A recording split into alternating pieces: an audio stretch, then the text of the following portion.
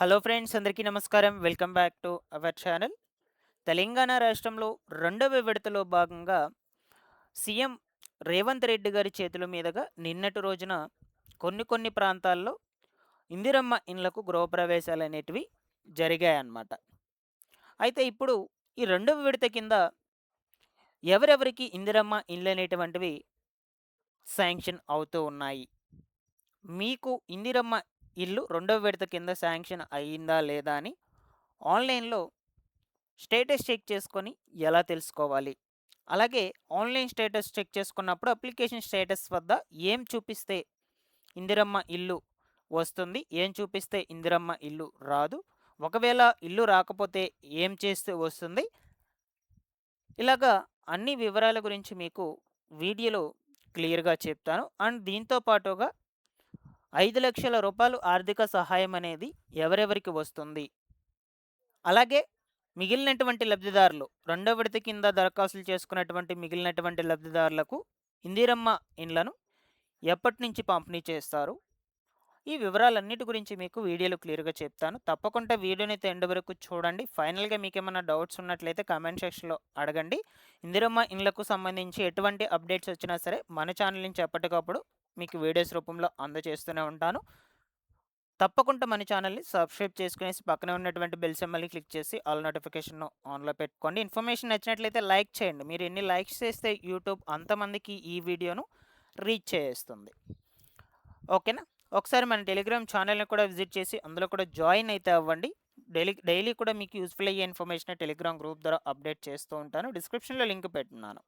Late చేయకుండా టాపిక్‌లో గనుక వచ్చేసినట్లయితే ఎట్టకేలకి తెలంగాణ ప్రభుత్వము రెండో విడత కింద ఇందిరమ్మ ఇండ్ల పంపిణీ ప్రక్రియను ప్రారంభించింది. నిన్నటి రోజున మన రాష్ట్ర ముఖ్యమంత్రి సీఎం రేవంత్ రెడ్డి గారి చేతుల మీదుగా కొన్ని ప్రాంతాల్లో ఇందిరమ్మ ఇండ్లకు గృహప్రవేశాలనేటివి జరిగాయి. ప్రతి పేదవాడికి ఇందిరమ్మ ఇండ్లు అందించేలా ప్రభుత్వం చర్యలు తీసుకుంటున్నదని సీఎం రేవంత్ రెడ్డి గారు చెప్పారు. ఇందులో భాగంగా రాష్ట్రంలో కొత్తగా మరొక 2,50,000 ఇందిరమ్మ ఇండ్లను మంజూరు చేయబోతున్నట్లు ప్రకటించారు.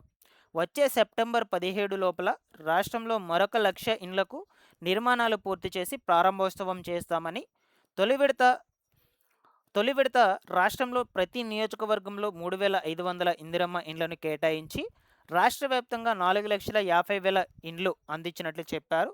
అలాగే ఇప్పుడు రెండవ విడతలో దాదాపుగా 2,50,000 మందికి ఇందిరమ్మ ఇండ్లు అనేటువంటి వాటిని అందించబోతున్నట్లు తెలంగాణ రాష్ట్ర ముఖ్యమంత్రి సీఎం రేవంత్ రెడ్డి గారు చెప్పడం జరిగిందనమాట. ఓకేనా?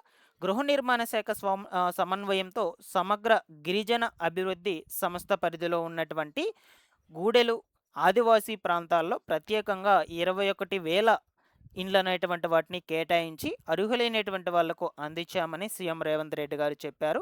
ఏ గిరిజన గూడెంలోనూ ఇకపై గుడిసె అనేదే లేకుండా అందరికీ పక్కా ఇల్లు నిర్మించి ఇస్తామని, అర్హత గల ప్రతి ఒక్కరికి ఇల్లు అందజేస్తామని స్పష్టం చేశారు ఆయన.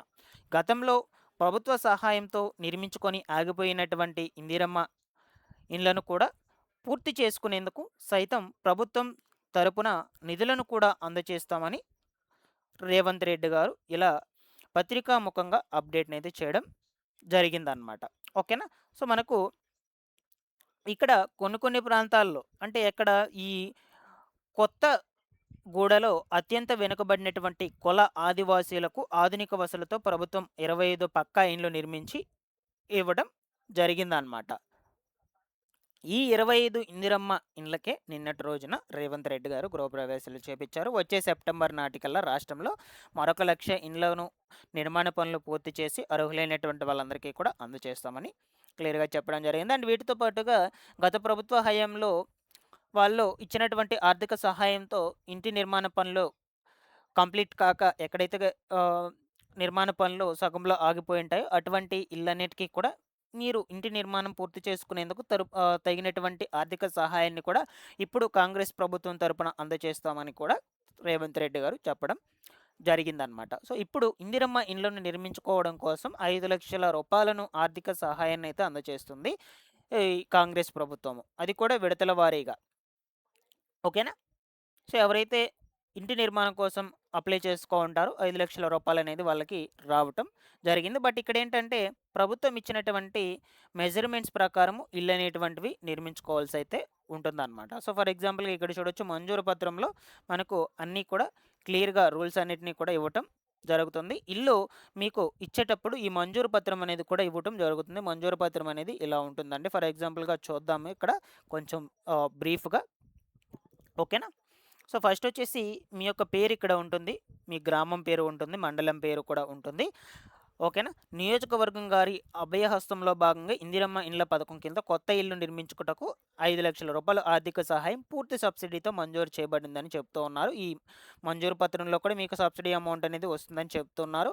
ఈ మంజూరు ఉత్తర్వులు అందినటువంటి 45 రోజుల్లోపు ఇంటి నిర్మాణము పనిని మొదలుపెట్టి సంవత్సరం లోపల ఇంటిని పూర్తి చేసుకోవాలని అంటూ ఉన్నారు.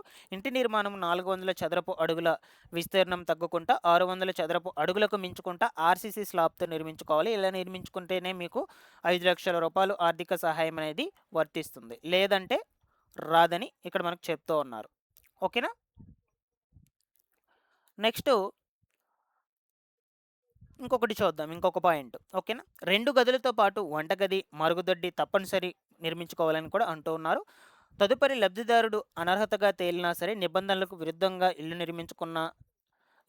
నిర్మించుకున్నట్టు తేలినా సరే, ఇటువంటి ఇటువంటి వాటిని మంజూరును రద్దు చేస్తూ, అప్పటి వరకు చెల్లించినటువంటి బిల్లుల మొత్తము ఆర్ఆర్ చట్టం ప్రకారం తిరిగి వసూలు చేయబడునని అంటూ ఉన్నారు. ఓకేనా?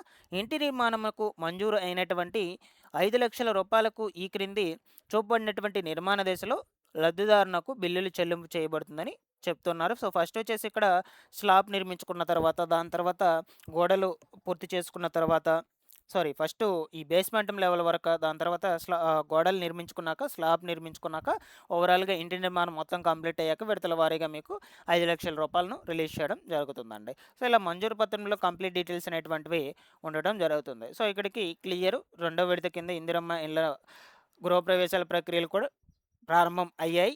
సెప్టెంబర్ 17 లోపల మరొక 1,00,000 ఇండ్లను పూర్తి చేస్తామని చెప్తూ ఉన్నారు. ఇక్కడి వరకు బాగుంది. నెక్స్ట్ ఈ రెండో విడత కింద ఇందిరమ్మ ఇల్లు అనేటువంటివి ఎవరెవరికి వస్తాయి? ముందుగా ఏ లిస్ట్‌లో ఉన్నటువంటి వాళ్ళకు మొదటి ప్రాధాన్యత ఇస్తారంటే, ఫస్టు L2 కేటగిరీ వాళ్ళకండి. దాని తర్వాత L1 కేటగిరీ వాళ్ళకు. మీరు ఏ కేటగిరీలో ఉన్నారో ఒకసారి స్టేటస్ చెక్ చేసుకోండి. ఇది ఇందిరమ్మ ఇళ్ళకు సంబంధించిన అఫీషియల్ వెబ్‌సైట్. ఈ వెబ్‌సైట్‌లోకి వచ్చేసి ఇక్కడ అప్లికేషన్ సెర్చ్ అనే ఆప్షన్‌లో ఆధార్ నంబర్ ఎంటర్ చేసుకునేసి సెర్చ్ అనే ఆప్షన్ మీద క్లిక్ చేసుకోగానే మీకు స్టేటస్ అనేది ఇలా ఓపెన్ కావడం జరుగుతుంది. చూపిస్తాను నేను మీకు స్టేటస్ అనేది ఎలా ఓపెన్ అవుతుందో. ఇక్కడ చూడొచ్చు ఒకసారి. సో, ఫస్ట్ మీ పర్సనల్ ఇన్ఫో మొత్తం కూడా ఉంటుంది. మీరు ఏ లిస్ట్‌లో ఉన్నారని ఉంటుంది ఇక్కడ. సో, ఫర్ ఎగ్జాంపుల్‌కి ఈ పర్సన్ వచ్చి L2 లిస్ట్‌లో ఉన్నారనమాట. ఈ పర్సన్‌కి ఇల్లు అనేది ఖచ్చితంగా శాంక్షన్ కావడం జరుగుతుంది. సో, లేదు మీకేమన్నా రిమార్క్స్ అవన్నీ ఉన్నా కూడా మీరు స్టేటస్ చెక్ చేసుకోవడం ద్వారా తెలుసుకోవచ్చు. అందువల్ల నేను మీకు స్టేటస్ చెక్ చేసుకోనని పదే పదే చెప్తూ ఉన్నాను. ఫైనల్‌గా ఇక్కడ అప్లికేషన్ స్టేటస్ వద్ద చూడండి ఒకసారి. పెండింగ్ ఫర్ ఎంపీడీఓ అప్రూవల్ అని ఉందన్నమాట ఈ పర్సన్‌కి. ఇలా ఎందుకు చూపిస్తుంది? ఇలా చూపిస్తే ఇల్లు వస్తుందా లేదా? ఇల్లు రావాలంటే ఏం చేయాలి? మీకు రకరకాలుగా డౌట్స్ అనేటువంటివి ఉండొచ్చనమాట. ఓకేనా? సో, అప్పుడు ఇలా చూపిస్తే మీ యొక్క అప్లికేషన్ ఫామ్ అనేది ఎంపీడీఓ కార్యాలయంలో పెండింగ్‌లోనే ఉందని అర్థం. అక్కడ వెరిఫికేషన్ అయ్యాక, అక్కడ అప్రూవల్ ఇచ్చాక నెక్స్ట్ ఇంకొక అధికారి దగ్గరికి, ఇంకొక కార్యాలయానికి వెళ్తుంది. అలా మొత్తం మీద మీకు వెరిఫికేషన్ కంప్లీట్ అయ్యాక మీ నేమ్ ఎలిజిబుల్ అయినట్లయితే ఎలిజిబుల్ లిస్ట్‌లో రావటం జరుగుతుంది. సో, ఇక్కడ ఎంపీడీఓ కార్యాలయంలో అప్రూవల్ ఇస్తే ఎంపీడీఓ అప్రూవల్ అని చూపిస్తుంది మీకు స్టేటస్ చెక్ చేసుకున్నప్పుడు. లేదు మీకు ఇంకా అక్కడ అప్రూవల్ రాకపోయినట్లయితే పెండింగ్ ఫర్ ఎంపీడీఓ అప్రూవల్ అని చూపిస్తుంది. చాలా వరకు కూడా ఇలానే చూపిస్తుందని అంటూ ఉన్నారు కామెంట్ సెక్షన్‌లో. మీకేం చూపిస్తుందో ఒకసారి కామెంట్‌లో పెట్టి తెలియచేయండి.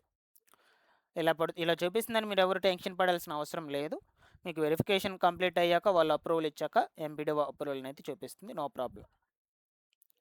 కొంతమందికి కలెక్టర్ అప్రూవల్, కొంతమందికి పెండింగ్ ఫర్ ఏఈ అప్రూవల్, కొంతమందికి పెండింగ్ ఫర్ కలెక్టర్ అప్రూవల్, కొంతమందికి సర్వే కంప్లీటెడ్, ఇలాగా రకరకాలుగా ఇది చూపిస్తుందండి. మీకు ఏం చూపిస్తుందో ఒకసారి కామెంట్ సెక్షన్‌లో పెట్టండి. దాన్ని బట్టి నేను అక్కడ కూడా రిప్లై ఇవ్వడానికి ప్రయత్నం అయితే చేస్తాను తప్పనిసరిగా. ఓకేనా? ఇలా అయితే ఉన్నాయండి డీటెయిల్స్. మీకు డైలీ కూడా ఇందిరమ్మ ఇళ్ళకు సంబంధించిన అప్డేట్స్ గురించి ఎప్పటికప్పుడు సమాచారాన్ని అందజేస్తూ ఉంటాను. ఓకేనా? తప్పకుండా మన ఛానల్‌ని సబ్స్క్రైబ్ చేసుకునేసేయండి. ఇక ఎలిజిబుల్ లిస్టుల సంగతి చూసుకుంటే నేను ముందు రోజుల్లో ఖచ్చితంగా ఎలిజిబుల్ లిస్టులను గ్యాదర్ చేసి తీసుకురావడానికి ప్రయత్నం చేస్తాను. Thanks for watching this one.